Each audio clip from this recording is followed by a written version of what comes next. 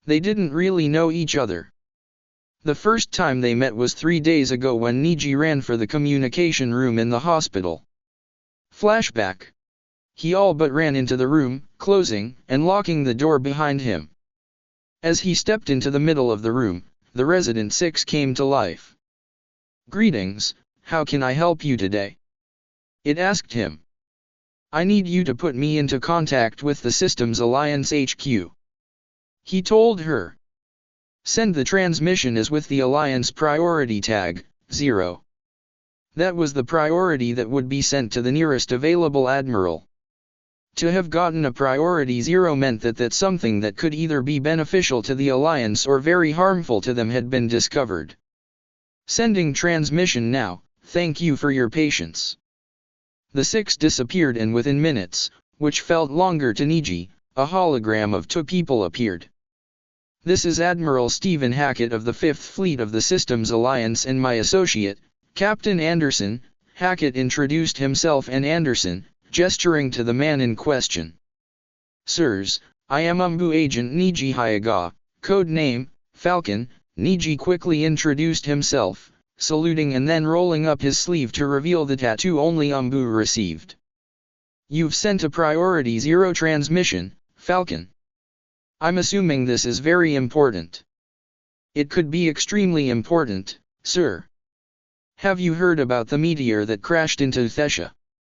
"Yes, we have," Anderson answered him. "It was all over the news for a week.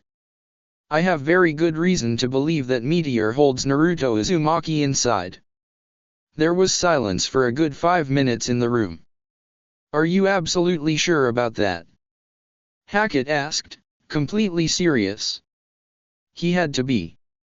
Every shinobi knew how the 4th Shinobi World War had ended, how Naruto sealed himself away and disappeared into space. But they never thought that he would return. That part of the story always felt like a myth. Some shinobi had held hope that he would come back. Now with the news he just heard, that hope might be real. Niji nodded. "Yes, Admiral, I am. When my family went to visit my wife's sister, she allowed me to take a look at the meteor so I could prepare a preliminary report for the Alliance when they arrived. I found that the entire meteor to be bathed in chakra that had natural energy added to it. There was also a carving on the side that the kanji for seal, the symbols of the hidden villages that belong to the 5 great shinobi countries encircling it, and the words Shinjutsu no Kaimusho." Hackett and Anderson's eyes went wide. He didn't stop there. "According to my sister-in-law, Dr. Irzia Legos, the carbon scanning on the meteor put it to be just a little over 2,000 years old. When I learned from Dr. Irzia that the meteor was giving off a life signature, I looked closer and could almost make out a human-like figure." "Is that all you found out about this meteor?" He took a moment to take a deep breath. While he knew had to inform them about this, he still felt he was about to walk a very thin rope. "No sir, there is one more thing. It was my daughter who pointed out the carving to me, and before anyone could stop her, she touched it. When she did, the entire meteor lit up and everyone at the site was driven to their knees by a presence that had suddenly appeared. When the presence was gone, my daughter was unconscious. We rushed her to this hospital and we have just discovered that she no longer has any Izo in her body and that her eye color has turned white, Hyuga white. I suspect that she now has chakra." The 2 holograms were surprised by that admission. "And that all happened to her just by touching the meteor?" Anderson asked for clarification. This was something they couldn't ignore, even if what Niji thought about the meteor was wrong. "Yes, sir." Hackett stood in silence as he thought this over. "If what you've said is true, Falcon, then this has become very complicated," he finally said, earning looks of confusion from both Anderson and Niji. "What do you mean, Admiral? How is this complicated?" Niji asked.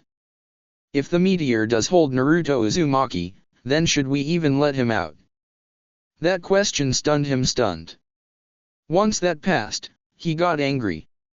"With all due respect, Admiral, It was the dying wish of the surviving members of the Konoha 12, as well as the Godame Kazekage and Hokage, that should Naruto Uzumaki ever be found, he was to be freed immediately. He retorted. Falcon has a point, sir, Anderson agreed. I have lost count of how many kids who wanted to become shinobi so they could be like Naruto Uzumaki. He's the best symbol of humanity we could ever hope to have. I understand that, Anderson, I do. But we have to face the facts. Naruto Uzumaki was sealed away while he was fighting a war. What can we do with a shinobi like that in this time, especially since there is no war we're fighting? They saw his logic and understood it. What could they do with a shinobi who had been in the midst of a war when they were in the middle of peacetime? That was when Anderson thought of something that would have made any sane man look at him like he had completely lost it. I have an idea, he announced. Once he shared his idea to both Hackett and Neji, both were utterly stunned. Anderson, are you insane? Hackett bluntly asked him. Do you have any idea how Ambassador Yudina will react if I suggest that idea to him? Probably the same way we have. But if he thinks it over, he'll see the benefits of it. Naruto Uzumaki is the only reason humanity isn't enslaved to Obito Uchiha and the infinite Tsukuyomi, Neji added in, beginning to see the benefits of the idea Anderson proposed. He is one of, if not the greatest hero of humanity. Personally, I can't think of as a more suitable candidate, sir. Hackett just stared at the two of them before releasing a small sigh. Captain Anderson, I want you to send word to have the key released from Konoha's vault and brought on board the Normandy with a full guard. In the meantime, I'll make the call. Understood, Admiral, Anderson answered. End flashback. It was after that call was over Neji made another one to Earth in order to inform his father about Hanabi, telling him the same thing he had told Hackett and Anderson about her lack of Izo, her change in eye color and his suspicion. And now they were here, about to experience a moment none of them really thought would happen. Neji stared up at the meteor. He almost felt like his heart was on the verge of stopping before he did anything. Are you ready?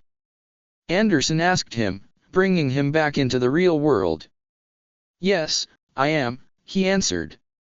He was nervous, who wouldn't be if they were in this kind of situation, but he was ready. Where's the key? It's over there.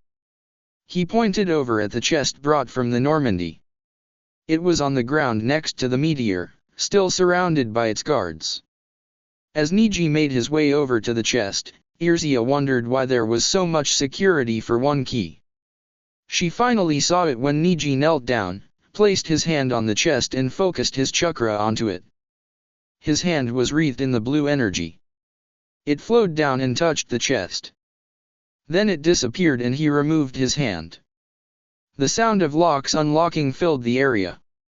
When the sound died away, he opened the chest and gently pulled out a single piece of paper with the kanjis for freedom on it. He held it like it would break apart at any second.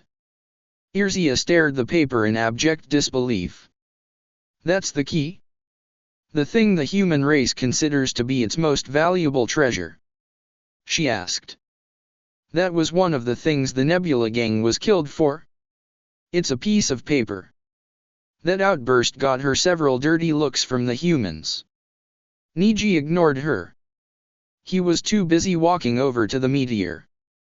It's more than that, Dr. Irzia, Anderson told her quietly.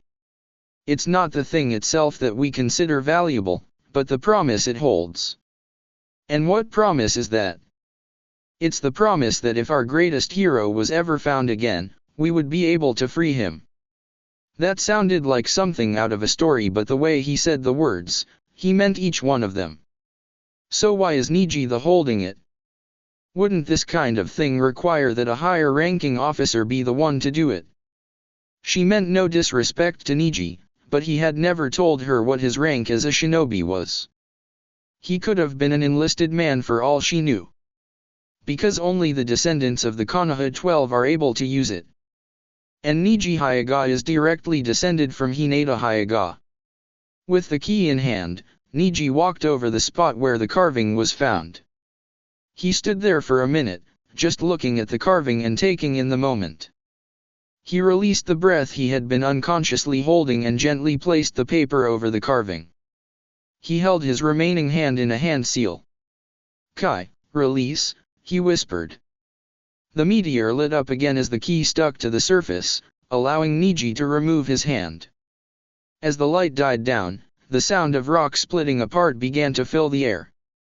Niji could see cracks appearing from around the key.